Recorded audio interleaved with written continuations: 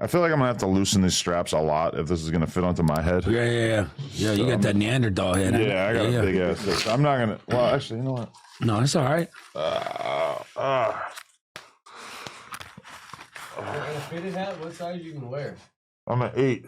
Oh my god. God damn. So I got a big ass. This thing hurts. But I guess.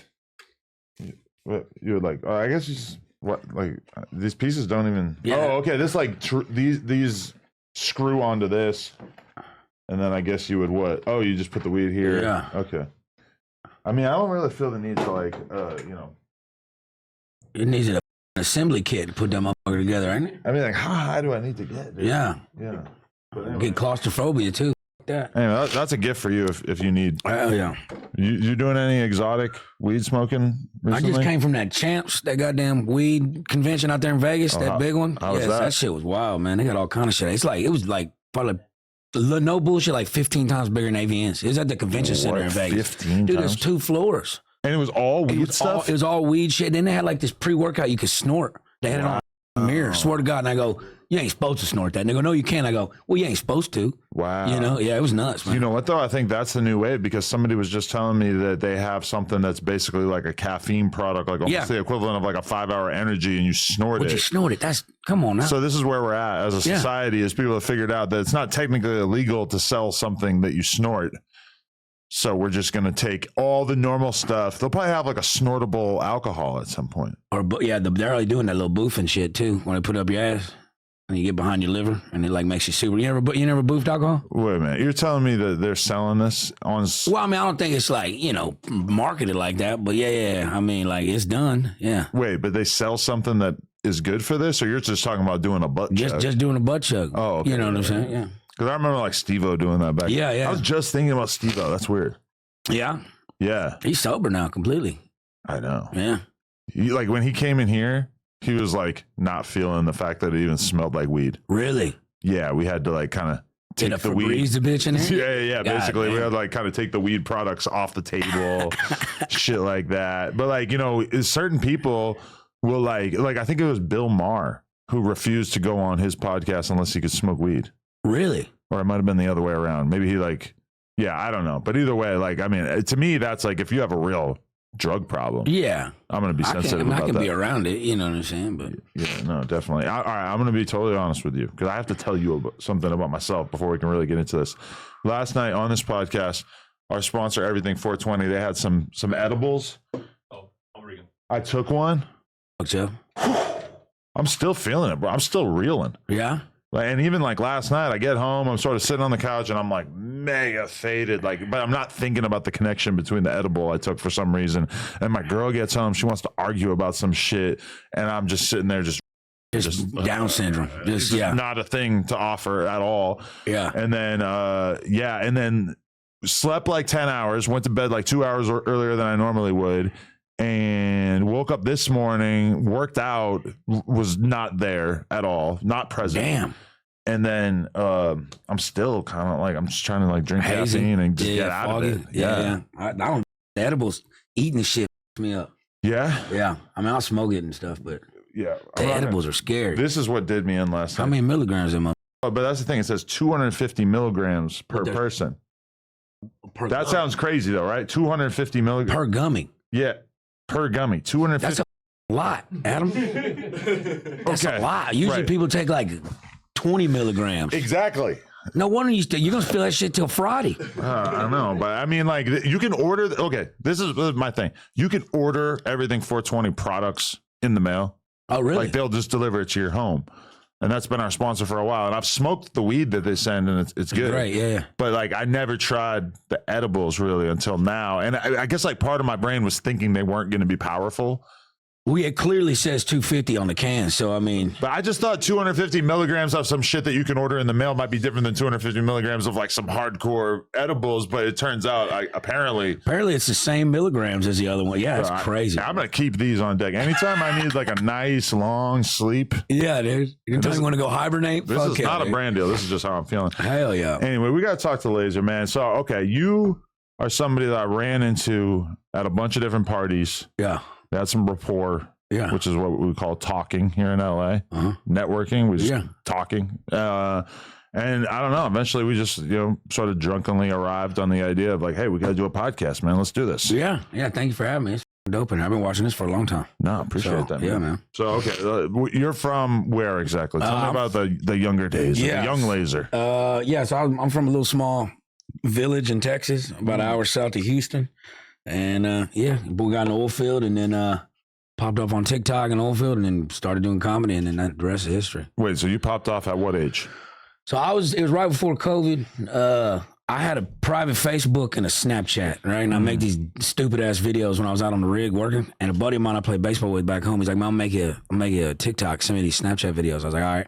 And I sent him this one. It was like I was jogging and I was like, when Miley Cyrus said everybody in line for the bathroom, trying to do lines in the bathroom, I was like, I felt that because I'm addicted to cocaine, And I said, but my mom told me I got to quit, but summer's coming, we'll see. And I sent it to him. Went to bed, got up next morning at like 18 million views and like 50,000 followers. First video I ever posted on TikTok. What the hell? And I was like, what the is happening? 18 million views is so much. It's overnight. I'm talking like it was going ape shit. Phone was going all, it was nuts. And then, I dated this witch and then next thing I know, it was my buddy's birthday and like we went out and she's a witch, like into like blood and like stuff like that. And so okay, maybe I'm stereotyping. When we think about Texas, small town in Texas, I'm not thinking of there being enough like social diversity for there to be a witch. Well, see, Austin is built different, right? Austin reminds me of like a little LA because it's like. But this is Houston, right? Nah, because I moved out of Houston when I was like 18, and all my friends went to like UT and shit like that. And I got out. But Austin, like it's liberal, but you can go 15 minutes outside the city limits, and everybody got blowing shit up with tannerite and shooting guns and stuff. But there is a little bit of dichotomy in there. There's some weird people out there. There's some witches. It's try to stab me with a knife and blame it on the full moon, shit like that. I'm like, the moon didn't do that, Jessica. Sit the down. I mostly lived in like LA and New York throughout my adult life, so it's like you might see a witch, but you're just thinking like there's so many people here that there's got to be one witch. Oh yeah. But there's not like a community of witches, and I just wouldn't think that the small town would have a witch. But how do you start dating the witch?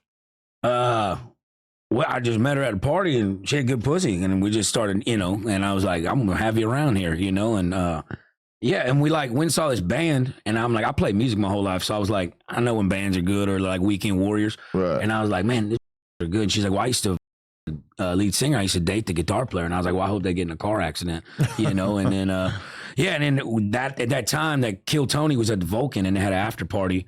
And that band was the backing band for the after party. And that's how I met Hinchcliffe and all them. And it just kind of spiraled into that. Because I was still in Oilfield. I had no ambitions doing no stand-up, no nothing. I was just making money in Oilfield. So you were like perfectly content to just have a regular job and then you started doing the TikTok thing just because you're looking at TikTok and I was bored because it's like prison, but with windows and you get, I was making like $500,000 a year for it. I was running a crew and shit. So it was like I was making a living. And then I had to tell my daddy and them, I'm like, hey, I think I'm going to quit this job and go be a comic. And my dad's like, well, that's, but you're a grown man, do what you want. But how long did you try to juggle both at the same time? Like at what point were you like, you know what, I need all my time to try to focus on this other shit? So, a lot of my content is like sexual innuendos to single mothers and drug references, right? And so like I was working for ConocoPhillips at the time and they got an HR department. And so I couldn't put my real name on my TikTok and everybody called me Lazer since I was, in my 20s.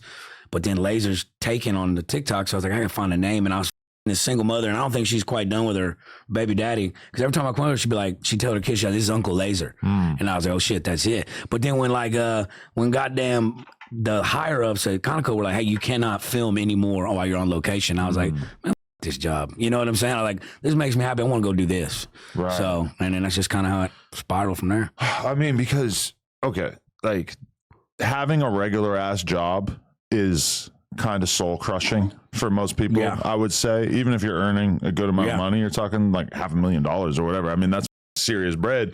But I mean, it's so painful to just have to like fill this role and basically become like a robot on a day-to-day basis. And I feel like people, therefore, end up spending time on social media, and then while they're working all day, they start thinking, how could I make some content out of what I'm doing all day? Even if not many people see it, at least I'll feel like I'm doing something creative or something interesting or something that could turn into something, as long as I'm working this shitty job. Like, I'm picturing myself and like how I worked in a grocery store when I was like, 14 for a couple years. And it's like, for sure, if TikTok had existed, I would have been thinking, how do I? It's an outlet. Yeah. You know what I'm saying? Yeah. And it's the first video I post. You know what I'm saying? So it's just like, oh shit, there's a market for our people. I'm gonna make money off of this. And I'm like working for somebody else. You know what I'm saying? Because there's a kid who I am subscribed to his YouTube that like makes videos about just working at 7-Eleven, and he blew up, got millions of views. Really? And then he got fired from 7-Eleven for making these videos. So now he's like hunting for another job. And it's kind of, I really can't blame 7-Eleven. Yeah, you don't want you. Yeah. And I guess they got on and they fired him because he shotgunned a non-alcoholic beer. Which, if you think about it from their perspective, it's like, okay, it looks like a beer. Yeah. From his perspective, it's like, well, I'm not drunk. It was non-alcoholic, but. Yeah, I mean, they got pissed off. I'm like posting people on the job site just talking shit to them. And I'm like, this, I'm going to go. Anything even slightly edgy. They hate it. They hate it because they're all business out there. So, it's probably the best thing. I mean, I look back at it now and I'm like, why'd I wait so long? You know what I'm saying? Because how many years were you doing that career before you got into social media and everything? So I started that when I was 19, and then I left the oil field at 30. Oh, so I was there, So you were seasoned. Yeah, I was the 12 years in, you know what I'm saying? And then I think I started doing that TikTok shit, like I said, right before the pandemic happened. And I maybe did it for like 9-10 months. And then I was like, I think it's time to make this jump. Right. You know what I'm saying? Because no one ever tells you, hey, man, you're ready to go do this. You just kind of have to, like, if I didn't fully commit, I would never know. Right. I'd be like, I always like, what if, because the security, the money behind the security blanket was great, but it's like, you can't half-ass something. You got to dive in, that's the only way I learn. I mean, even if you're just going to be like spending time in comedy clubs a few nights out of the week, I mean, then I assume you're getting up at like 4 a.m. or some shit to go do the. Well, so we work 2 weeks on, 2 weeks off, right? Okay. So like my 2 weeks off, I'm boozing, partying, doing my shows, and then I go back out and I have to be completely, sober, and I'd follow like a workout because you can't drink or do drugs out there or nothing because I got like dogs that come on location. So like I get to reset, and that's the hard part about it now is like I still got that DJing in me, but I don't get a chance to go back and reset. I'm always, every night, even if I'm not performing, there's a networking opportunity, rapport, like you said, and so it's a weird dichotomy to kind of navigate. But so that's why I was like, because sometimes I'm like, man, I gotta stop drinking. Yeah. Because 2 beers, I'm like, hey, let's get a bag. What how old? Let's get a bag. I mean, over here, we're talking about. I mean, since we're here, I can turn a Sunday fun day into a no call, no show Monday in a heartbeat, man. You know what I'm talking about? I might not even show up Tuesday and lose that job. Wait, but so in Texas, people are doing drugs, but it's more of a well-kept secret. Los Angeles. Let's get some coke. I mean, it's not so secretive, right? Yeah, no, I mean, we could get on that chicken speed and just get ignorant, Damn, so how long you been out here living this lifestyle? So I still live in Austin. I still live in Austin because Comedy Mothership, Rogan's place is down there. So, and the comedies, I honestly feel like it's a little bit bigger out in Austin than it is here, but the movie shit is still out here. So, been coming out here like once a month, for shit. But I'm thinking about moving out here, but goddamn, it's expensive, man. Yeah, it is, huh? $1,700 for a coffee and a bagel. You out here? $1,700. I'll take 2. You know what I'm talking about? No, what? Oh, so you never had to like look at what are the rents that you've looked at out here that have appalled you as opposed to Texas? A little studio goddamn apartment, like 900 square foot or whatever. Fucking $2,500 in West Hollywood. Yeah. Dude, I got a 4-bedroom house, $2,700 with a yard in a white gated community. Yeah, that's pretty much how it goes. Yeah, you get like a whole house down south, or you could have a little ass apartment out here. Crazy the price difference, but and then like just gas is like $2.50 in Texas. Yeah, it's like $6 out here. Yeah, I was just out there just staring at the signs like, what the f- is that about? But okay, so but you've been free from the construction shit or oil field for how long? Since 2021. Oh, okay. Yeah. So you've got the contrast and comparison of what it's like to live that life versus this life. Like, I mean, one is like very honest. And when you're done, you're done. You can just kind of go have your life to yourself. Whereas like out here, like you're saying, it's kind of like a full-time job of trying to like sort of make it in this business and everything. Which one is more soul enriching for you? I mean, for sure stand up, but it's a little more goddamn stressful too, right? Because like I know I work 2 weeks, you know, I make $25,000 and I'm off for 2 weeks. I know money coming in, money coming out. It's consistency. With, you know, the stand-up shit, it's predicated to ticket sales, you know? So like, you know, 1 month I might make, you know, 20, 30,000. But then if I'm off for 2 weeks and I don't go out on shows, you know, you got your ad money and shit coming in, but it's not like, it's just hard to plan shit. You know what I'm saying? And all it takes is one bad goddamn weekend run of shows, you don't make no money. It's like, okay, what am I doing? So it's always just a constant grind, but it's rewarding because now I'm starting to see the growth of it. Right. And so if I can see the potential in the end, I'm like, okay, this makes sense. Yeah. And for a while, I was like, what the fuck do I do? I sold my house, got like $140,000 blew through that shit. Really? You know what I'm saying? Yeah. So I was like, now looking back, I'm like, man, I wish I knew what I know now, because in that money, I could have put that money to good use instead of just, you know, partying, you know, partying, you know? Damn. So, okay, wait, but like, do you like, I mean, it's crazy when you think about that because it's like, you never really know how long it's going to take for you to like really hit your stride. A lot of actors, comics, etc., like might not really become a big deal, a household name until they're like in their 40s. If it's like now with social media and shit, we're kind of like used to people blowing up relatively quickly. Like even when you say like getting to 50,000 followers, like we're used to people having to take, you know, years of their life to like grind. Get that kind of following, and you got to kind of like overnight just by like having something relatable and interesting to people on socials. It can kind of hurt you, right? Because like, so I didn't come up that traditional like open mic route, right? The first time I got on Kill Tony was the first time I've ever done stand up ever, like the first time, and it just popped off. So now I get thrust in situations where I'm having to do 10, 15 minutes and then I'm having to go out on the road and do an hour and I don't even have 15 minutes to do. Right. So I had to learn quick. And because of that, I burned a lot of opportunities because I wasn't ready for them. You see what I'm saying? But no one tells you when to go or how to jump. So it's just like, I'm not going to wait my turn. I'm 30, you know, 31. I'm like, I ain't got time to be a broke comic. I got to go head in first. Oh, wait, are you able to talk about any of these opportunities that you feel like you might have burned? Just like I'm getting offered like, you know, big time showcase shows, right? In front of people that can change your life, you know, and shit like that. And I'm dog shit. I'm not a good stand-up, right? You know, because I've been funny, but being funny in the garage with their homies is different than being funny on stage. It is, but it ain't.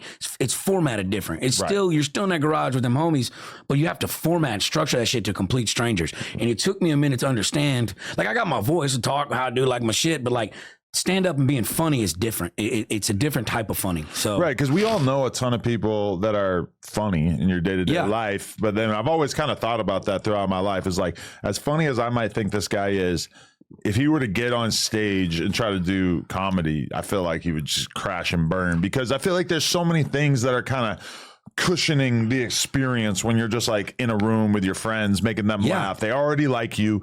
They've already decided that you're a reliable person, that they're open to the idea of laughing at. They understand your references. You've got inside jokes, etc. And then meanwhile, in comparison, doing stand-up is just everything is stripped away. They have no reason to side with you. They might just hate you. They're like, might not relate to the things that you're talking about. They might think that your timing is weird or you're out. I mean, there's just like so many little factors that could like go into this not working. And I feel like, you know, sometimes it sounds crazy when I'm listening to Rogan and hearing him and these other dudes talk about, you know, spending years on jokes or on material or whatever. But I feel like ultimately there's a reason why so many of the top dudes like are, you know, older and have had to spend years and years and years to put their catalog together. And we've kind of like seen what it's like when people are sort of fast tracked into positions that they're not necessarily worthy of in stand up. And that's definitely, there's a lot of cautionary tales on YouTube for sure. Yeah, there's a lot of TikTok people that make that crossover jump and they just fall flat on their face, you know, because you ain't behind that little camera just talking to whatever. You got to work on your craft, because you can practice music, but you can't like really practice stand up until you get on the mic in front of people. Because I can rehearse that joke in the mirror 1,000 times, but until I get in that stage, I won't know exactly. Like off top, I'm just in flow state going, and I say, tight pussy makes me claustrophobic. That's why I like them older women, you know? I've heard you use this bar, but that's straight up. I was just in flow state. I've never written that down. I never planned to say that. It's just when you get in that little groove, you find shit. And I could do that joke in the mirror 1,000 times. I never would say that again. But just being with them people in front of me, and I'm locked eyes with them, and I'm looking at that little single mother right there. And I'm like, you know, you're just spitting game. And like, but you don't know that until you get on stage. So that's what a lot of people, it's repetition. It's all it is, repetition. Yeah. No, definitely. But so what was your knowledge of Kill Tony before you went on there? And did it just feel like an instant connection? Because Yo, I went on Kill Tony probably in 2017, maybe 2018. Yeah. At the belly room? Yeah. Oh, shit. And dude, it was like, okay, so I f***ed up on a variety of ways. It was, number one, everybody was smoking hella weed, like in the back. And at that time in my life, I was smoking hella weed. Like if anyone had a blunt, I'm hitting the blunt a million times, whatever. And also, even on top of that, it's like I had a day that was very stressful where I was dealing with a ton of bullshit and meetings, etc. So I'm like already kind of not in the best mind state. And then I'm backstage with Tony and all these other comics. We're smoking hella weed. And then I get on stage and you're sitting next to Tony and Red Band and they're like the funniest people on earth. They're so fast with like somebody, the guy who's coming up to audition or whatever to do his little bit. He says something. Red Band, it just says like the funniest thing that I could never ever imagine in my entire life, and I'm way too high. Yeah. And my memory is just that like I have never felt funnier in my life. I've never been more convinced that comedy was not for me. That being said, I had a good time and everybody was super nice and everything, but I don't think anybody in the crowd or on stage thought like, oh, this guy, he's got a future here. It just wasn't. So I feel like I have an idea of like how difficult that environment is. Yeah, but. And that minute, like doing that minute's hard because like it's hard to be funny in a minute. You have to take out all the fat. Yeah. And it has to be just punch line, punch line, punch line. And it's a formula. There's a format to it. It's not like regular. I'd rather do an hour than a minute. Right. You know what I'm saying? So, but that's not when you go up on stage at Kill Tony, you only get a minute. So you do. My recollection is that was a little longer. So you get a minute joke, and then they interview you, right? And the interview's like 8 to 10 minutes, whatever. In there, and that's where my bread and butter was because I can talk and bullshit all day long, but I didn't know how to write jokes, you know, in the beginning. So that minute takes a little bit to get used to. Like I said, it's easier to do an hour. Like I had to do 30 minutes the other night in Vegas, and that's a weird time frame that you don't usually do. 30, so like I'd rather either do 10 or an hour because 30's like there's so much shit how I move into another joke to another joke and transition. It's like where do I cut the part out to wrap it up in 30 minutes, you know what I'm saying? So it's all repetition and like consistency, you know. But okay, so did you just like feel like you had an instant connection with them when you first went on Kill Tony? Like it just kind of worked and that they were feeling it? They just ain't never seen nothing like me. You like you know, because I wasn't a comic, I was just I'm in my goddamn work boots. I got like my goddamn mustache mullet just blowing around the breeze, and I'm just high energy, cocaine energy, and they're just like, "Who the f- is this dude?" You know? Yeah. And it just kind of blew up. I mean, yeah, it was weird. I mean, it's got to be weird being in the audience for that shit too, because it's like if the whole episode is like 2 hours or whatever, then the whole time you're sitting there just knowing that you might have to go at any given moment, or you might not. So it might not be your time, or it might be, and you're not going to have any warning. So you got to be in go mode, sitting there the whole time. Yeah, and some people drive from Dallas like 3 hours away with the hope that they get pulled. You know, because it can change your life. Yeah. You know, if you do good on the show and have consistency with it, it can launch you. It's a big platform. You know what I'm saying? That was the thing. When I went on it, I don't think it was that big. I think it might have. I don't even think it was in like the 6-figure view. Like I don't think it was getting like a couple $100,000. Yeah, I don't think they started really, really popping off till he moved to Austin when Rogan and all them went out there and they followed. Like that's when he started. Oh shit, this is sold out. It was getting, now it sells out in minutes. Yeah, it definitely didn't feel like it was the biggest thing ever at that time, even though it felt cool and you know very like had a hardcore organic fan base. But I remember that the people in the crowd and shit, that like you could tell some people would be brought up on stage and it was like the most nerve-wracking experience of their life. They're super nervous, and then other people like they've done this 10 times. Yeah, they've been here like a million times, and they're just like used to it. Yeah. But so wait, okay, did they like reach out to you and tell you like, hey, we want to consistently have you be a part of our content, or did you just kind of keep going through? Yeah, so like usually they make some people like a regular, you know, or they'll make people like a golden ticket winner. He never really did that to me. I just kept showing up and he liked me, you know, we would party and shit and stuff like that. So he's like, you know, come. But then like I said, like I got on like 4 or 5 times, but I wasn't writing. I was just firing from the hip, you know, like, oh, let me get through the minute. I'll just bullshit and then I'll get in the interview the part that I'm good at, you know? Right. And after a while, you start learning, you're like, you can't just fire from the hip. You got to like have jokes and shit. So like, if you want to be an assassin, if you want to be truly a killer and people look at you like, oh, that's the next thing, you got to, it's anything in life. Right. Because I mean, like, it's one thing to make normal people laugh, I guess. And it's another thing when you've got guys like Tony up there who have just decoded what a joke is over and over and over in their brain. They have the experience of working on material for long periods of time. So if anything is going to like fall on its face and just not make these guys laugh, it's for sure just like off the dome, sort of silly slapstick type hacky shit, street joke, like shit like they're that. just going to be able to sniff it out way faster than somebody like me. Yeah, you go up there and do a knock joke. You go up there and do some just street joke shit, they'll eat you alive. Like, what are you doing? You know? That's a tough audience.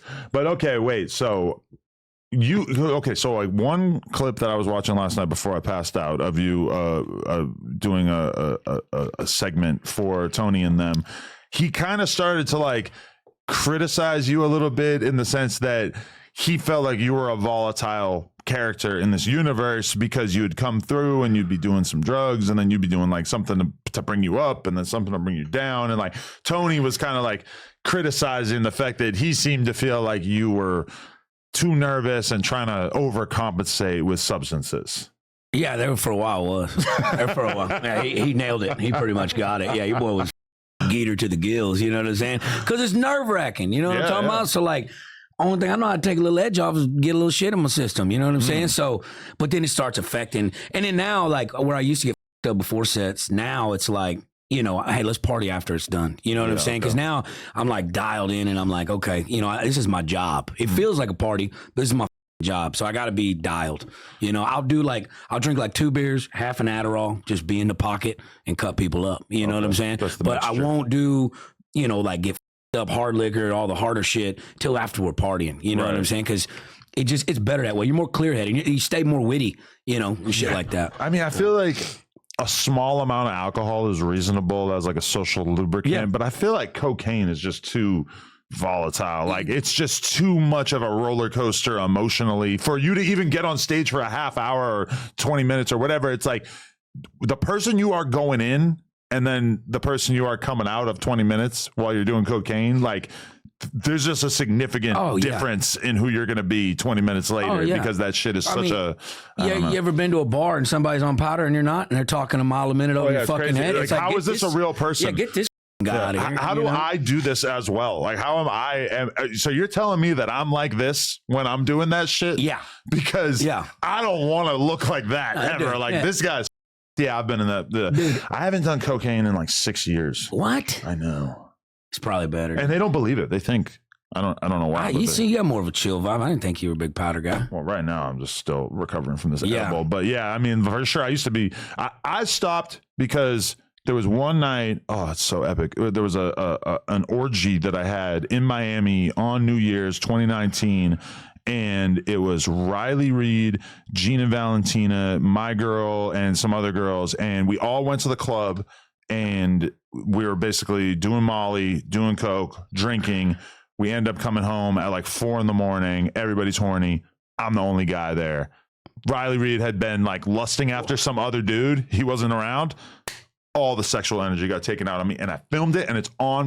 And to me, it's the hottest thing I ever filmed because the girls are actually like grabbing the champagne bottle and chugging it and shit, suck the dicks, drink some more champagne. It's like the realest shit I've ever seen. Nothing I've filmed since then has been anywhere near as gangster as this. Bloated with your pecker? Like he didn't, did it make you like? Because sometimes I'd be on him. I wasn't pushing rope. Okay. Because I was pushing. That's how I judge powder now. If I can get my dick hard still on it, you know, that's what's good to me. And one thing with doing the cut, like having in the universe, like, oh, that boy does drugs. Dude, that them first part of shows that I would have, people come to me after the show and be like, hey man, I just want to do a bump with Uncle Lazer. So I'd have 40 trying to give me a bump. I said, guys, I'm gonna die. I said, I can't do it. But then I was like, and then I run out of my shit and I go, all right, well listen, I'll take a bump with you, but we're gonna do the King's Cup. I said, you're going to do a bump first, like the King's Bear Cup, drink it for poison before the king would drink it from Game of Thrones. And I'd watch them do it. And I said, I got to watch you for 15 minutes, make sure you don't die for the fentanyl, you know? And then I found out later fentanyl take about an hour to kill you. So I'm going to watch this die 15 minutes in front of me. And I'm just like, goddamn. Also, they might have like crazy fentanyl tolerance that you just don't have. Yeah, exactly. Yeah. And I thought I had it one night. I thought I was freaking out dying. And I was like, well, I know I got good cocaine back at my house. Got broke. Don't buy from somebody you don't know. That's my main rule, you know. But I did it in my stomach. I started puking. I go, I'm dying. So I went to my house. Like, I know I got good powder. back at the house. And so I did that and it felt way better. So all right, I'm gonna find out. I ran out, I started doing the bad powder again, and I had to go to the hospital. It turns out it was an ulcer from eating all that Mexican food and shit. But I mean, still, it scared the shit out of me. It wasn't the cocaine. It wasn't cocaine. It was the tortillas. It was the goddamn the category 4 tortas. You know what I'm saying? Wait, but so how much coke were you doing when you were just a working man before you entered into the comic scene? I mean, look, it got to the point, man. Like, I ain't never really been addicted to nothing. You know, I mean, pussy maybe, but like, I'm a point where like I don't really drink at home. I don't have alcohol at the house. Like if I go out, I have a couple beers.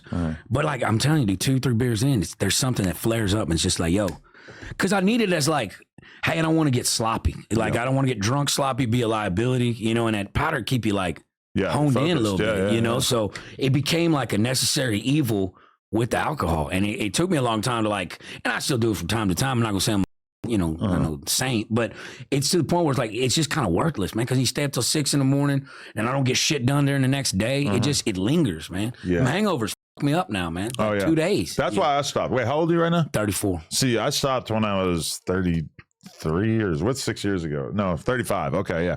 But yeah, same thing with me. It's like I went from like the point where I could party hard in my mid-20s and then be hungover for like the beginning part of the next day. Yeah. To like, no, it's the whole next day and then kind of like the next day after that too. The 2-day hangover, like, oh, I could party on a Friday night and I'll be feeling normal by like Sunday night. That was too debilitating. It's too much. And then also too, I swear to God, I know that COVID, this happened because of COVID. I don't remember a time whenever I'd be that hungover, that deathly hungover, and just be the horniest in the world. Like if my phone vibrated too close to me, I'd go jerk off. You hear me? Yeah. Like it just like if your mom answers my text message, I'm putting her through the drywall. You know, like I don't remember it. And like, dude, it depletes me for days. And I'm just like, you can't afford it. I got shit I need to do, and I'm just laying in bed doom scrolling. Especially once you have a career. Stuff like, you need to keep shit, doing. I got meetings and shit I got to do. Yeah. So.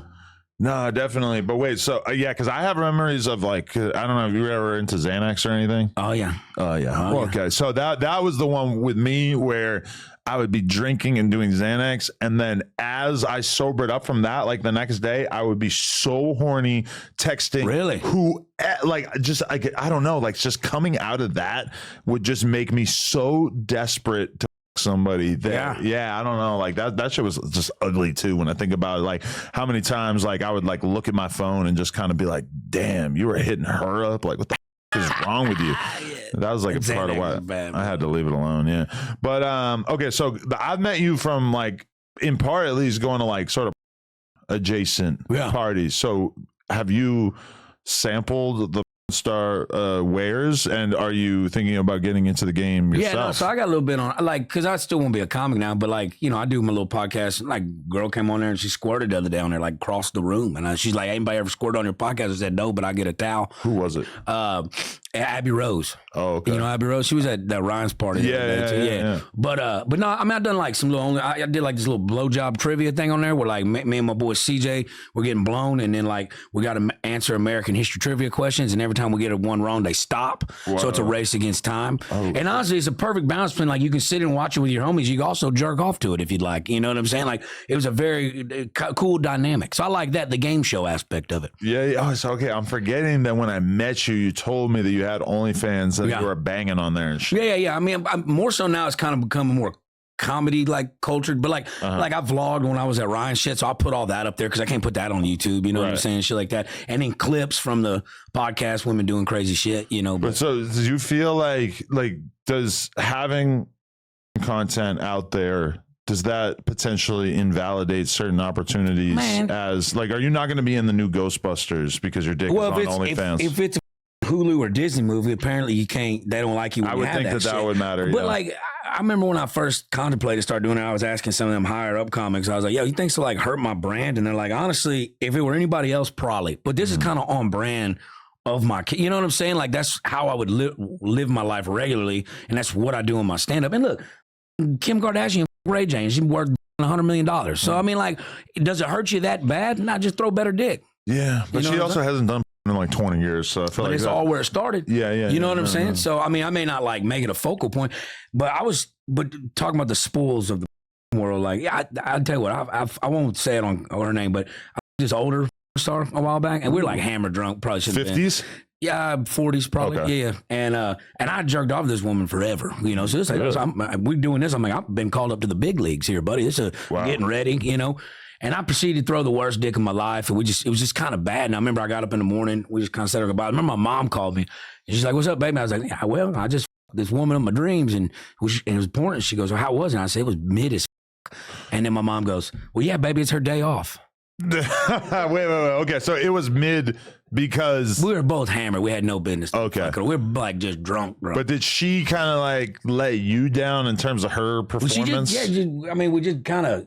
Or was it you? Were you pushing rope? It was probably me. Now that I look, I'm trying to blame it on her. Do you have a weak ass dick at this moment, you think? No, I'm good now. Stiff breeze fucking get me going. But yeah, back to, they said it's the coke and the drink. It's the coke, man. Right. Yeah, I'm telling you. Yeah, I feel like I've heard so many different star girls tell me that guys come into them with a point to prove and that it just ultimately doesn't really work out for either party. Yeah. That they just are going in, they're thinking this chick has all these different dudes. She's just a legend in this game. I got to give a certain level of performance, and then they either can't reach it. But also, like, if you're really judging your performance as a guy, I mean, let's be real. Most guys, when they have sex, are not exactly putting on a seminar. You know, most guys, you a girl from a bar, you're banging her for a couple minutes, right? On average. 100%. But I look at it as like, this is the one shot to prove the point. You know what I'm saying? If I throw the good dick here, then it can be mediocre for the end of time. But that one time, they'll remember. You get one shot, one opportunity to make one first impression. Yeah. You know? So I like to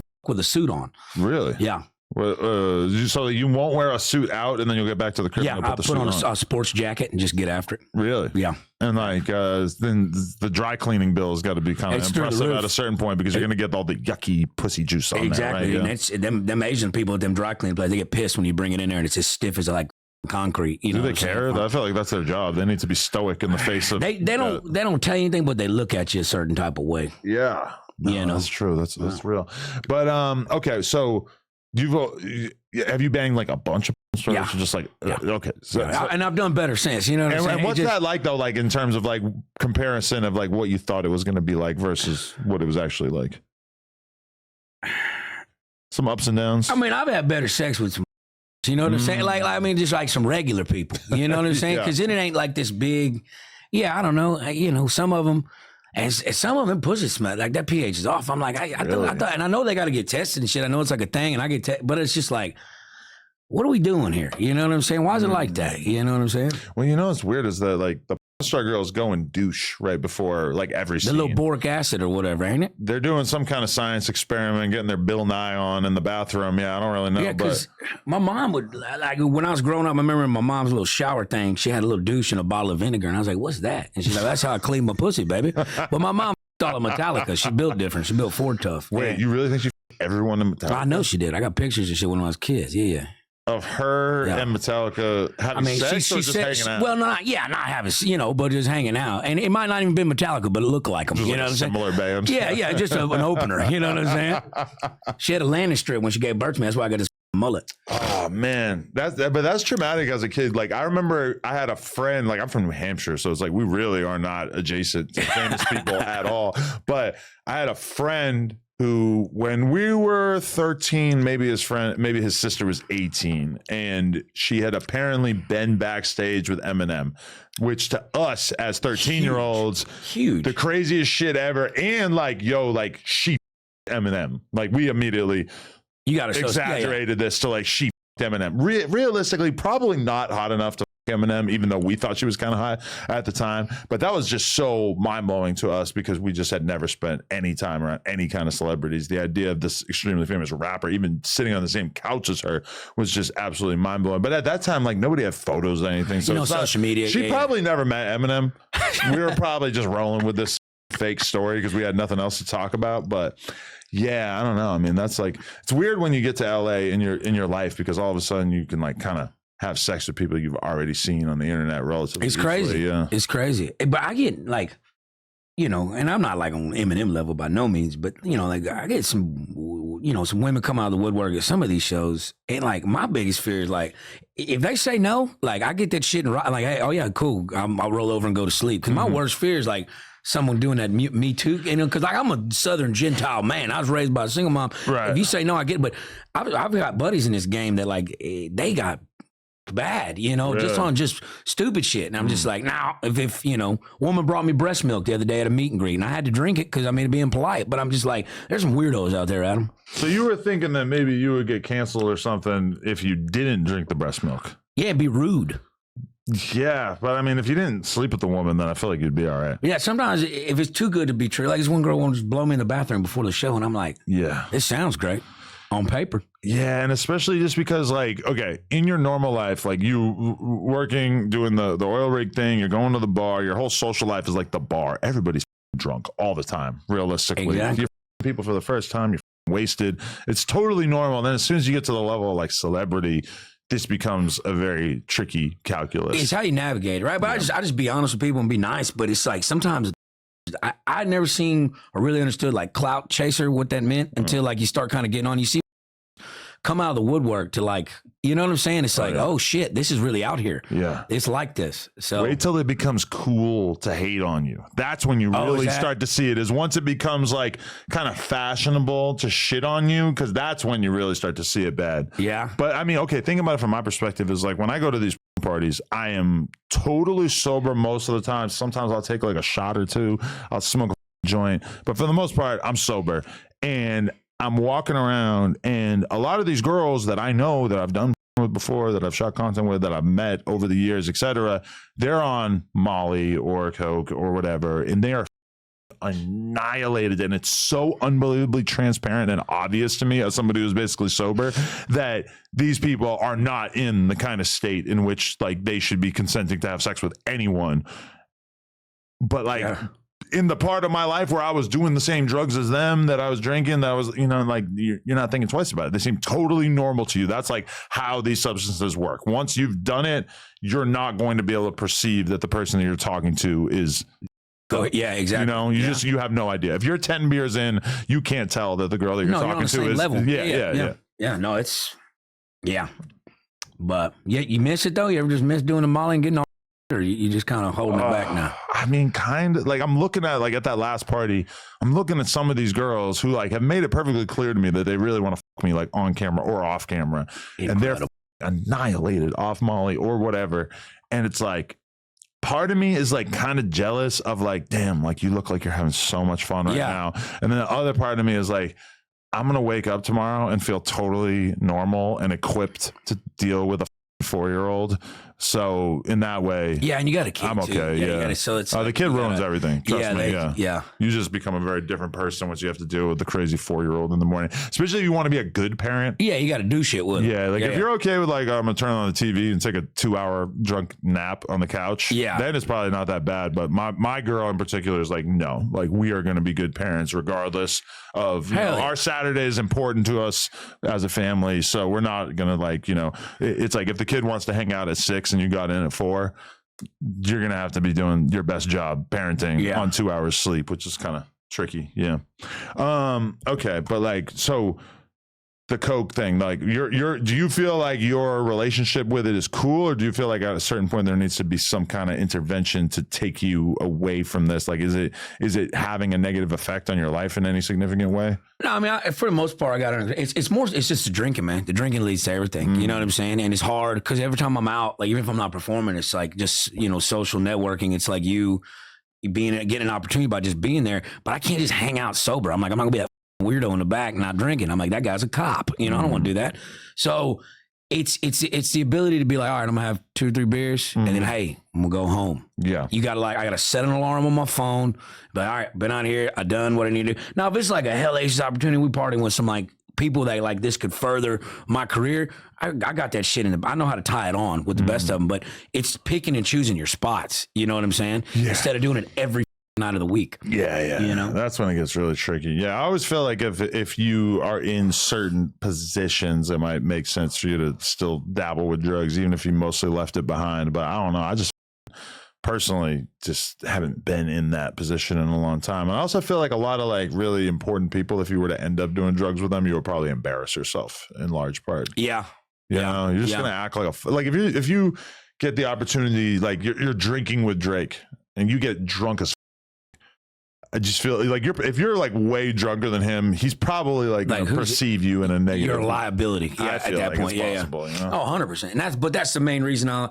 If I'm drinking, I'm gonna have to do a little bit of that, so I know I stay straight. You know what I'm saying? Because it's like you can have a couple shots here, go shit. Next thing you know, you're throwing up under the goddamn table and shit. You look like a buffoon. Yeah. If I had a little bump in the bathroom, I'm right as a male. I feel like the thing that always kept me from becoming like a serious alcoholic was the fact that my stomach just does not agree with it and will just have me shitting my face off the next day. Oh shit! Yeah, and that's just not fun. Like that'll just getting your raw asshole going from just having like 7 or 8 diarrheas the next morning. I got Crohn's disease. I shit like 16 times a day. So wait, really? It's self-diagnosed, but I shit a lot. Damn, more so than an average person. I think I need to get a little colonoscopy, but I ain't got no insurance. We'll be all right. Wow, I used to have this girl who would always tell me she had Crohn's disease as an excuse not to do anal. Really? This is what she was saying. Crohn's. I'm like, you could have just said no. I don't even know. Yeah, you don't have to lie to me. Yeah. You don't have to make up some medical term. No, I mean, she would talk about it in other contexts as well. But it was just like, wow, you're like so scared of your own ability to shit yourself that you don't want my dick in your butt. That's crazy. That's crazy. You should totally just let me do it anyway. Nah, but like, okay, so you spend a lot of time on the bowl. Yeah, that's what you're talking about. Where I get my reading done. Really? You know what I'm talking about? Yeah, and sometimes just shit. But I got like, my body's weird because like sometimes in public, if I got to shit, it knows I'm in public. Like so, it'll hold it off because I got to like take my clothes off, light a candle. Your boy got it. I mean, we're here for a minute. You know, you've got a whole ceremony. Yeah, I got to shit. Yeah, because it's like a thing. And then like God forbid you leave your phone in the other room, you got to read the back of a shampoo bottle. That's the worse. That's like the 90s for me. Yeah, how did people shit back then? Reading newspapers, doing crossword puzzles I would and have shit? a collection of video game manuals and stuff like sitting next to the like you'd be reading a copy of Red Book. There you go. You just get transported into another and you sit so long your goddamn legs get that static TV feeling in them, they fall asleep and you can't get up off the shitter. God damn it. I mean, the worst is like when I've been in the position where I forget that I have a phone and all of a sudden I'm sitting in a dentist's office and there's a copy of like Good Housekeeping and I pick it up and I'm reading it for like 10 minutes, just forgetting that I have this phone in my pocket. Yeah. And at a certain point I'm like, magazines are the dumbest thing in the fucking world because this is like the Twitter algorithm for people who are just interested in one extremely specific thing. And I'm just not that person who just cares about Good Housekeeping. Never mind like housekeeping at all. Yeah. Me either. That's not me. Wait, so when was the last time you were in a relationship?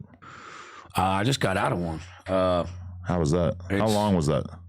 Well, we kind of did it backwards, right? Like I met her in like September and then she moved into my place in January. And that like really ain't you don't really know somebody in 3 months. You speed ran it. Well, I mean, like if I like somebody and commit to it, you know what I'm talking about? But like she's great. She's a great person. I'm just in a point in my life where I ain't got enough time for another human being, let alone myself. You know what I'm saying? So like it's hard it's like, look, you're good people. And you're a good person. You're just not my person. And not at this particular point in time. And it's hard to tell somebody that who loves you, like, hey, I'm a piece of shit and I got to go be a piece of shit for a minute. You know, because like my mom let me just do whatever when I was little. So I was like, the fact of like a female dominant presence checking in on me, it's like, I'm not used to that. And I need to go, if I go get blackout and don't call you for 2 days, I need to know that, hey, I still love you, but that's me. I'm going to disappear. But do you think that was trying to make you a better person? She makes me a better person, but I'm just not ready. You're too resistant to it right now? You're not ready to change? Yeah.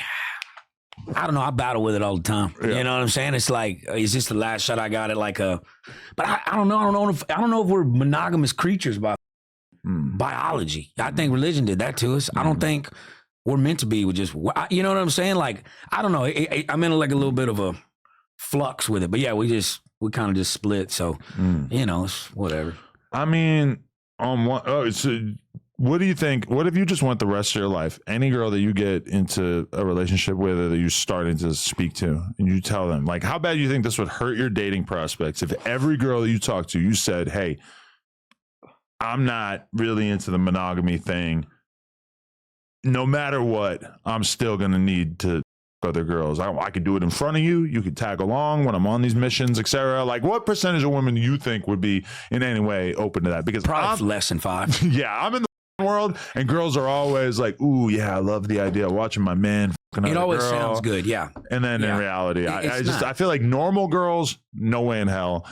Even girls, massively exaggerating, which sucks because it shouldn't matter. Like, you should be able to see me do this and not care. Love is the definition of love is selflessness. So like if you spend the time and the energy, like I got love for you, you know, like, but I think about this today. I ain't never said this on the podcast, but I really, the best time in life when you meet somebody is that first weekend. It's that hookup. It's that chase, that thrill.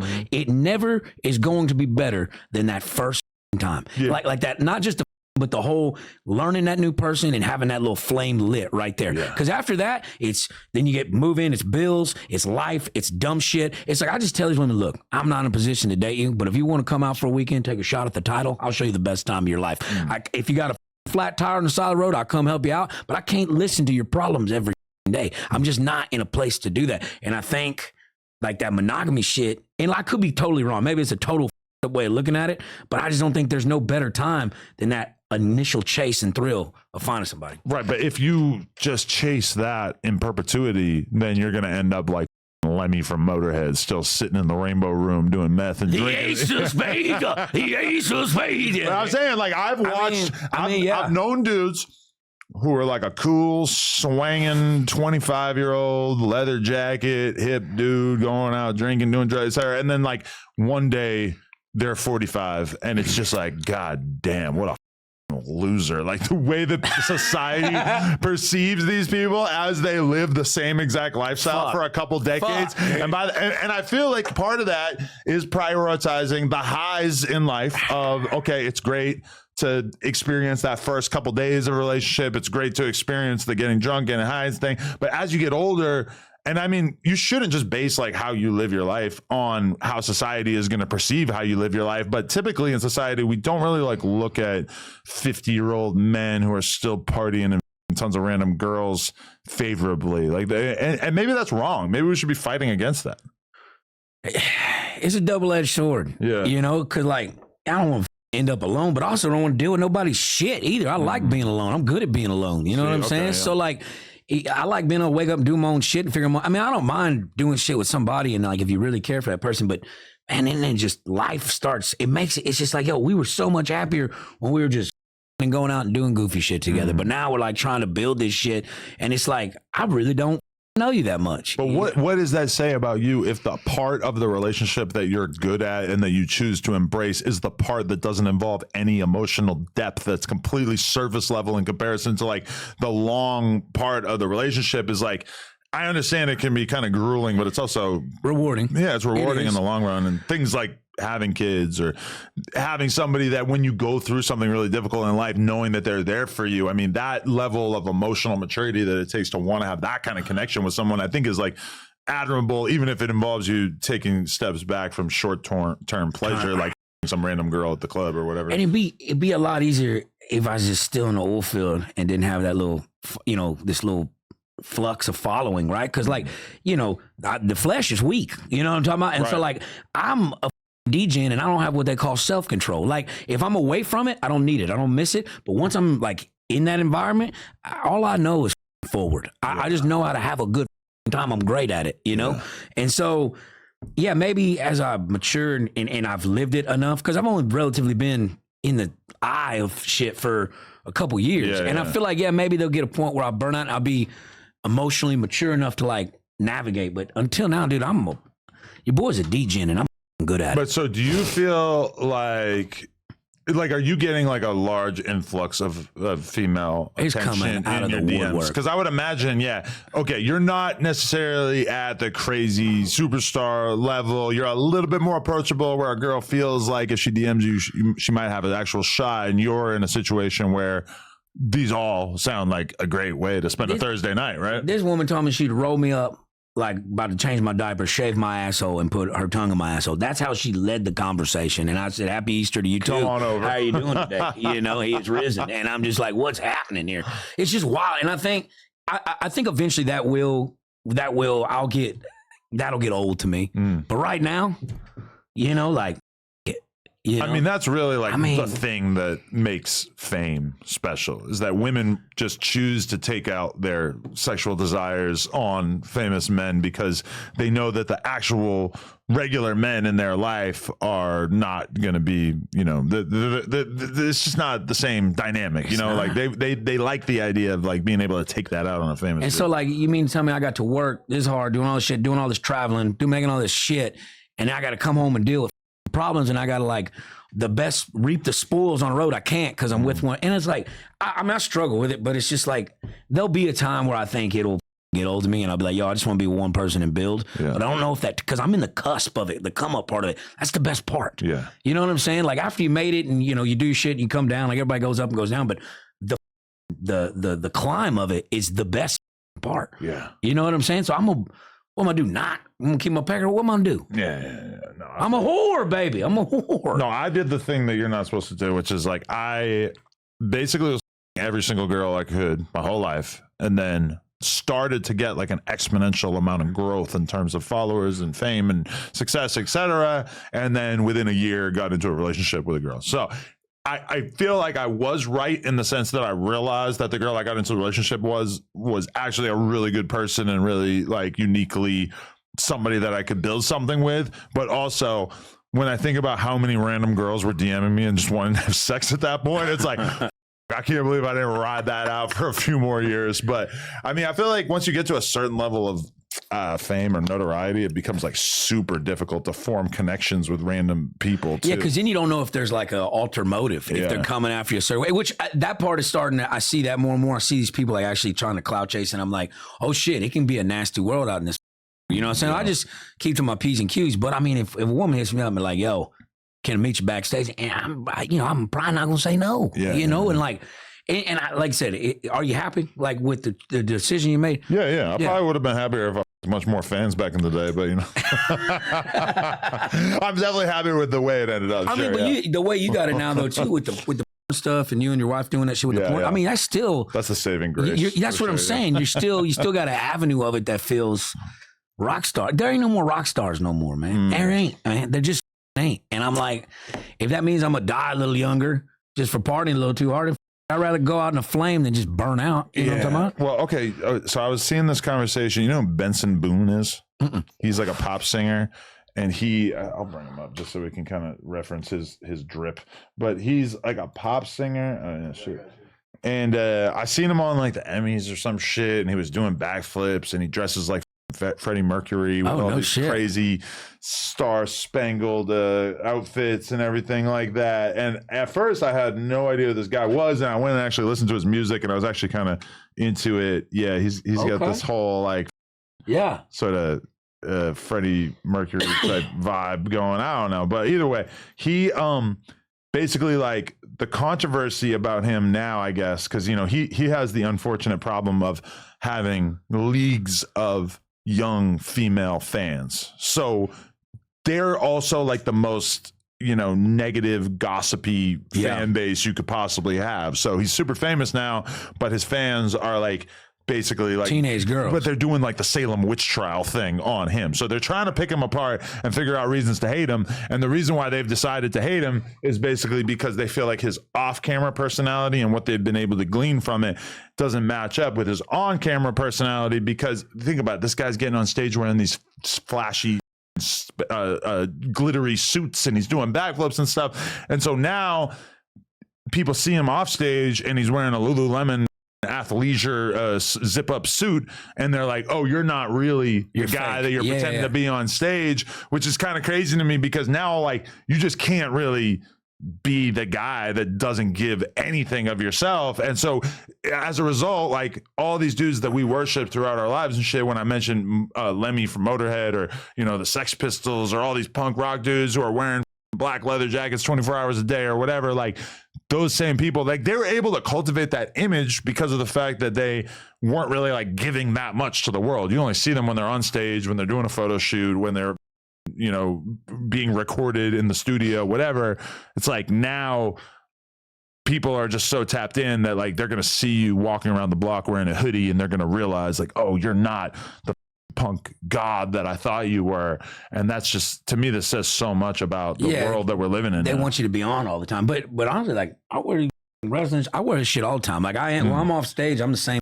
Like people always say like, yo, you really talk like that? And I'm like, you think I made this up? Like this is the one I stumbled on and go, that's my voice. You know? It's so, but I get that. Like you always have to be on. Like going to the airport now, like if I don't put on a hoodie and shit like that, I'll take a bunch of picture, which is cool. I don't mind it, but it's like, it's sometimes like, goddamn, I'm gonna be left alone, you know? So I get that, but that's weird to try to cancel him on that because he didn't want to. All things, because he's wearing Lululemon. They going. I mean, that's he's what putting y'all on a performance when he's on stage. You know, like, let the man breathe, man. I love Lululemon. Yeah, no, me too. For sure. Damn. But I mean, you realize with rappers too. Like I remember a guy telling me that rap died in his mind.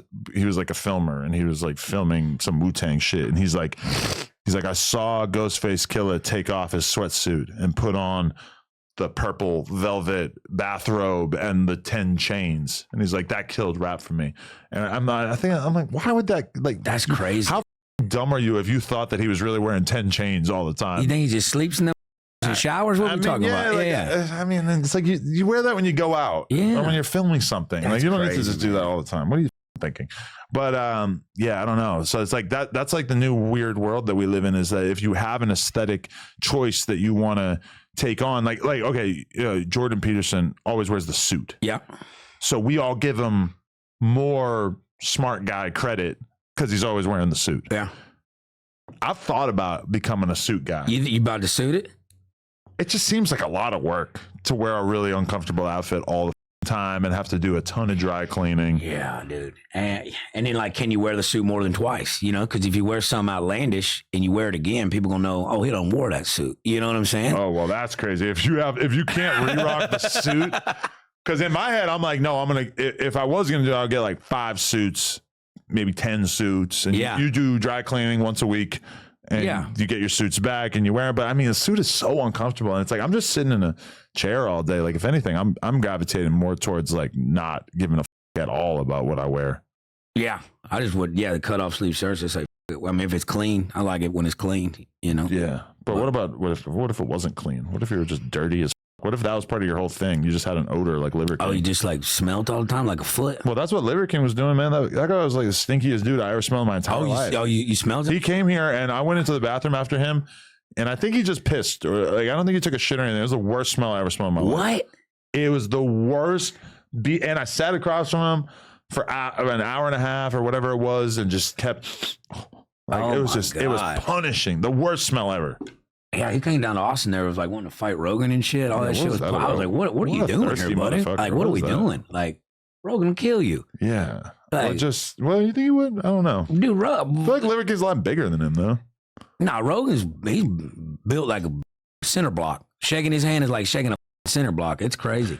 Yeah. And he does all that karate shit. He's like a black belt and stuff. Yeah, I guess you're right. But either way, I just felt like Liver King, like, what are you doing? Like, he's supposed to have like a happy family life. He's got kids, all this shit. Yeah. I don't know. That Netflix documentary to me just like made me feel like this guy was even more full of shit.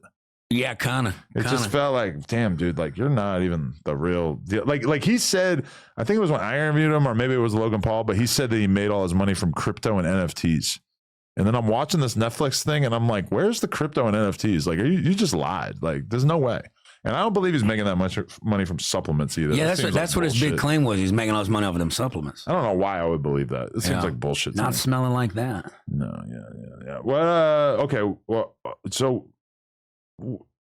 still staying in Texas, what's life like now, though, in terms of now that you've got this certain level of fame going on and everything? Just like, do people treat you differently around town? Is it like, especially because you're kind of like portraying like a very Texas image and everything? Like, is there a lot of excitement about this? What's going on? I mean, it's because I do the comedy, but music's real big down there in Austin, and I play harmonica and shit from a couple bands and shit. Real? I bounce around. Yeah, I got one in my back pocket. Well, okay. I've seen you do this on stage. You were talking about eating pussy, and you were going, "I'm gonna make the pussy go right." Yeah, it translates. Translates well. My granddaddy told me that when he's dying. He's like, "Practice, boy." And yeah, so that's cool. But yeah, it's crazy because you walk them down the streets and it's down there. Comedy clubs are all down there on Dirty Six, so it's just a bunch of people all the time. So it's a lot, man. It's a little overwhelming. I'm not gonna lie to you. Sometimes it's like, what the f-? I can't even like just go get a beer, without talk. But it's cool. I don't mind it. But it's like, it's different than drilling holes in the ground. You know what I'm saying? It's a lot different than that. You just drill the hole and then you go home at some point and you just and on to the next one. But now it's just like a woman followed me around in an HEB, the grocery store, the other day. Want me to sign her titties in the goddamn cereal aisle. Seriously? And I'm like, man, there's kids here. I'll do it, but goddamn, have a little respect, Here. Did you have the sort of I mean, what do you call your haircut? It's mullet, but I just woke up. Usually I got a little done up a little more. But, oh yeah, it would be a little fluffier. Well, I got to get another perm. I usually perm but I was in like the in-between stage of like where the perm was like on the back end and the new growth, and it don't look the same.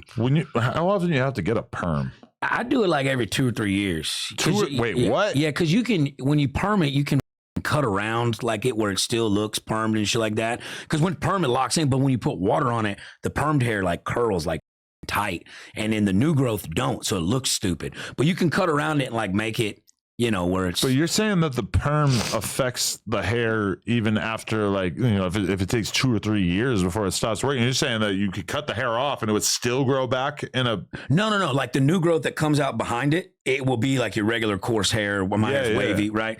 But like the perm is so like when you get out of the shower and it's wet, it's like it's curled, right? Really? And your new growth won't do that, so it looks stupid. But you can cut it to where like you can maintain somewhat of a perm. Now I don't know if this works for everybody, but this is how I've been doing it. My mom does in the garage. You didn't get a hair transplant yet? Is it coming? Why? No, actually it looks fine. It looks all right. I'm just wondering because I've had a couple of them at this point. Really? Oh yeah.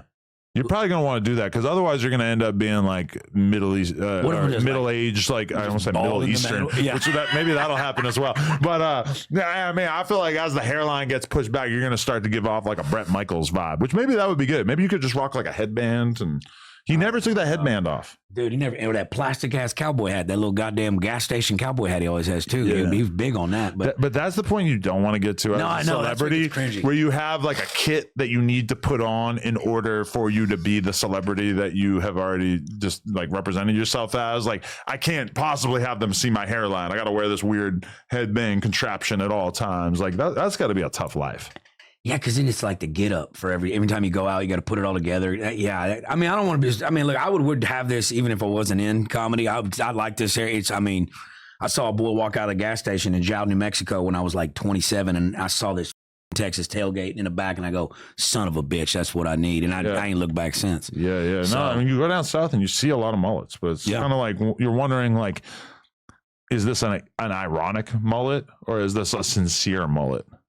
It feels like there's room for both. Like, is there like, okay, you could either have a mullet because you just don't know any better and you just think that this is like the default haircut for everybody, or you could have a mullet because you like understand that a mullet is kind of, it's an irreverent or it's a hairstyle that represents a certain part of America and you're wearing it knowingly.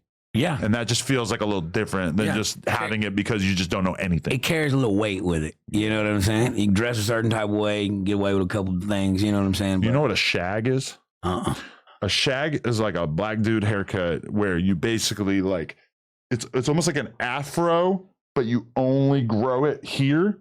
So you might have like waves or like a sort of shortish haircut, but then back here, it looks like you've got like an eighth of a basketball growing off the back of your head. It's like a rat tail. We call them rat tail. Like I'll be short, but it's a puffy. Sometimes that, but more it's like a ball. It's just like a round patch back there. And there's a lot of different haircuts that are kind of like this in the black community, where you will see guys with like a little bit of a tail on the back. But it'll be like a normal haircut and then nothing, and then this little like tail patch thing growing. And I was kind of thinking, like, I mean, maybe I need to do that. Maybe I need just a mullet. Maybe I should just start like growing the back, keep the front kind of short. Yeah. I think you look good with a mullet. You think? Hey. Yeah. Walk around, dick get a little harder, walk around a little different, chest out. Yeah. I don't know, man. I just feel like you're a funny guy and it's a funny haircut, so it makes sense. I just don't know. No, it ain't for you. I just don't know like what people would think of if I had like if I don't think I could have your haircut because I don't think my hair's strong enough. No, Where'd you get that hair transplant? You have nice texture. Where'd you get your hair? Volume. I appreciate that. I went to Turkey for the most recent one. Hey, on some real shit. I'm good homies with Donald Cowboy Cerrone. Yeah, and shout out Cowboy. I had a stream with him one time. I love him. He's the best. But he told me he went to Turkey and did that little thing. Yeah. He's got a full head of hair now. Dude, this is how tough this man. He told me he did not go under any kind of anesthesia or nothing and just sat there because he's like, I ain't taking anesthesia in a third world country. That. Really? So the whole time they're doing the plugs, he's got just a little numbing agent, was not under no nothing. Wow. Dude, that's a different kind of pain tolerance. Dude, I took whatever they wanted to give me. Yeah. I literally slept for like 8 hours while they were doing it. Like I was already like really jet lagged and tired. They inject all the Novocaine into my head, and then they start going to town, removing the hairs from here and moving them up here. And I was like face down on the thing, and I just lights out, did not wake up until they were done. No shit. I might have took a pee break once, but yeah, it was intense. It's wild, dude. Yeah, shout out to Cowboy though, man. That guy's sick. He's the best, man. Yeah, he showed me a video of Andrew Tate kickboxing and told me that Andrew Tate was a bitch. Oh, did he? Yeah, he was like, made that very clear to me. He's like, watch this video. You told me this is a top level kickboxer, and he showed me the video, and I don't know what I'm looking at, but it didn't look very impressive. He got I did a shot of Western with him. He wrote like a Western, a little 6-part series. It's coming on like, I think YouTube TV or some shit like that. But like when he calls me about it, he's like, hey man, I wrote this part for you in this movie. And he's like, only you can play it. You know what I'm saying? And he's like, you get your SAG card. And I was like, well, shit, dude, like, let me get some acting lessons. And he's like, yeah, I do that because your first scene is a rape scene. Right, yeah. And I'm like, you wrote that just for me? You know what I'm saying? Like, what the like, I don't know if they offer rape at the acting coach. But so you haven't done it yet? No, we already shot it. It's about to be. We shot it last year. How was the rape? I mean, that's a weird thing, you know what I'm saying? Because, like, in between it, like, you know, because, like, the part of it, I got, like, rough her up and smack her and shit, you know what I'm saying? And I'm working with this little French actress, or not French, she's, like, Native American. She was the best actress I've worked with, but I'm just like, is it okay if I smack the you know what I'm saying? It's a weird, like, concept, because, like, yeah, I don't know, man. It was kind of hard, but then I'm thinking, look, we're just acting. Yeah, I'm not actually going to get a charge for this. So hit the shit out of her. But you didn't actually hit her, though, right? I mean, like, you kind of have to, like, make it real. I mean, like, there's a point with a gun you pull out, and it's just angles that show. But, like, grab her by the neck and shit like that, you know, like, it's it was a very strange experience, you know, on set right there, B. Okay. For your first role. So, you know so you've done rapists. Would you do You've done rape. I'm just saying, like, all right, there's like a lot of different ways you can take this. Would you take a role in a movie in which you had to play like a child molester? Oh, man. I don't know. I probably draw a line there. Yeah, that's you know what I'm saying? That's weird. Yeah. Like, I mean, raping's weird too. Hey, I'm not advocating that, but I'm just saying, like, it was a Western, you know, it was kind of like time period thing, how it was back then. So, like, but now I don't know. I couldn't do it. Okay. I know a white guy who works in hip hop, and at one point there was a TV role in like a very well-known TV thing, and they wanted him to be like a racist, and they wanted him to use the N-word with a hard R as part of this role. Now, if you're like a serious actor, take the job. Yeah. But the thing is like he works in hip hop. So it's almost like them offering him this was like a troll. That's diabolical. Type. And I mean, it would have probably got the show a ton of attention because this clip would have gone fucking viral of this guy saying it. But then this, like, I feel from his perspective, turning it down because it's like, bro, they're going to use that against you over and over. Everything you do for the rest of your life. This you? Question mark. The clip of you saying the N-word in the show that at some point they're going to lose track of the fact that was a TV role. No, I think that's a smart move on his part, not doing that. Yeah, there's like a few different types of roles that you might want to say no to, but I don't know, man. But also, society. Yeah. Take the role. Take the money. Take the money. Take the money. Yeah. You know. No, that's a good point. Okay, so what do you got coming up? What do we need to know about Uncle Lazer? Yeah, I'm on tour. I'll be in Vancouver tomorrow, this whole weekend, and then San Antonio. I'm all over, man. I just got the Drunk Uncles podcast. We're doing all kind of shit. Are we hitting that? Is that what? I got to get on a plane. I really don't. But I'll smoke a joint. But that looks intimidating. I mean, I just am like gonna have to do something with this at some point. So I was just picking it up because I know at some point. But yeah, I don't know what is gonna actually. I'm not gonna use this for smoke to be totally real, but somebody might. I'm not gonna try to force it upon you either. I won't be a good man. Imagine you had been wearing this for the rape scene. The audience would have walked out. They would have been terrified. Yeah. Oh, yeah. All right, Lazer. It was nice getting to know you, man. Yeah. Those, Appreciate it. Man, it was fun. I look forward to various, like, sort of, because you, as part of the Kill Tony universe, I noticed as I was looking up your name that there's, like, some people out there that are kind of analyzing, you know, all the different characters in the Kill Tony world and stuff. So have at it. I look forward to watching this sort of content. It'll be good. Thanks for having me, baby. All right. Uncle Lazer, No John Merritt, coolest podcast. Like, comment, subscribe. We out. We out. Shout out to Everything 420. It's like the Amazon for everything that you need to get lifted. Whatever your vibe is, their app makes it super easy for you to shop for your next sesh. Shipping is fast, the packaging is super low key, and they're always running deals. Tap into the app and use code NOJUMPER to get a little something off. Shout out to Everything 420.